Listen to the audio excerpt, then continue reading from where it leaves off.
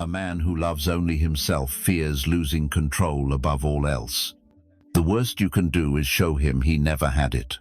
He thrives on attention and emotional chaos, draining your strength until you question your own mind. But here's the truth: you don't need to argue or seek revenge. You reclaim your power by mastering your mind. Today, you'll learn 7 Stoic ways to render him powerless, not through shouting or fighting, but by becoming untouchable from within. Ready to see what that looks like first? Starve his need for attention. He feeds on reactions, craving, praise and conflict alike. The more you engage, the stronger he feels. A Stoic knows what you ignore loses its grip. I once dealt with a man who thrived on constant drama. Every jab, every slight was a trap. When I stopped reacting, his game collapsed. Silence unnerves him more than rage. Marcus Aurelius said, "A lion doesn't lose sleep over the opinions of sheep." Ask yourself what happens when you cut off the attention he craves. Second, build unbreakable boundaries. A narcissist despises limits because they strip away his control. I recall a colleague who ignored every line I drew: late-night calls, last-minute demands. At first, I explained my refusals, trying to reason, but explaining only fueled his pressure. So, I stopped. I said no and stood firm. The tension was real, but it shifted everything. Epictetus taught us to control our minds, not external events. Boundaries aren't walls, they're doors you choose to lock. When was the last time you locked a door without apology? Third, embody Stoic calm. A narcissist feeds on your reactions, pushing until you break, because fear makes you easier to control. I once faced a manager who thrived on aggression. One day, I refused his game. He shouted. I stayed calm, speaking slowly, without emotion. The shift was instant.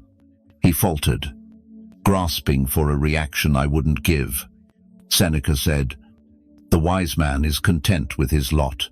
Calm isn't weakness, it's strength in disguise. Imagine meeting chaos with silence. What would that do to his power? Fourth, refuse to justify yourself. A narcissist wants you defensive. They demand you explain every choice, twisting your words to their advantage. I learned this from a friend who questioned my every decision. At first, I explained, but it led nowhere. Then I stopped. I said no and left it there. Marcus Aurelius said, "Don't waste time arguing what a good man should be. Be one. Act with quiet certainty, and you shut the door on their control." What if you let your actions speak instead of explaining? Fifth, succeed in silence. Nothing unsettles a narcissist more than your success beyond their reach. I worked with someone who mocked every small win. So, I stopped sharing them. I poured my energy into my work, letting results speak softly. Over time, he grew restless, with nothing left to attack.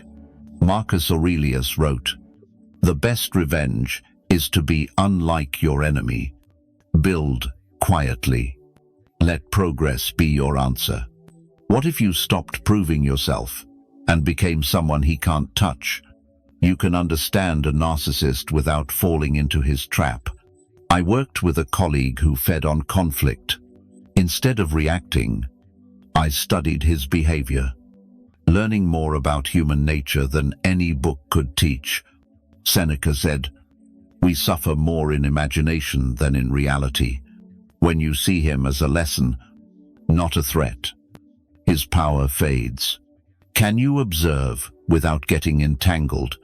That's where true freedom begins. Sixth, walk away and never look back. Sometimes, the only way to win is to leave. I saw a friend trapped in a cycle of manipulation, always hoping for change that never came. The day he walked away, he reclaimed his peace. Marcus Aurelius said, "Your happiness depends on the quality of your thoughts. When you walk away, you choose freedom over control." What would your life be like if you closed that door forever? In conclusion, reclaim your own power. These 7 ways aren't about revenge, they're about liberation. Each one pulls you beyond his reach, back to your inner strength. Stoicism teaches that true strength lies in mastering yourself, not others. When you stop fueling their game, you rise above it. You choose clarity over chaos. Ask yourself, are you ready to take back your power and live untouchable? Share your thoughts and start your transformation today.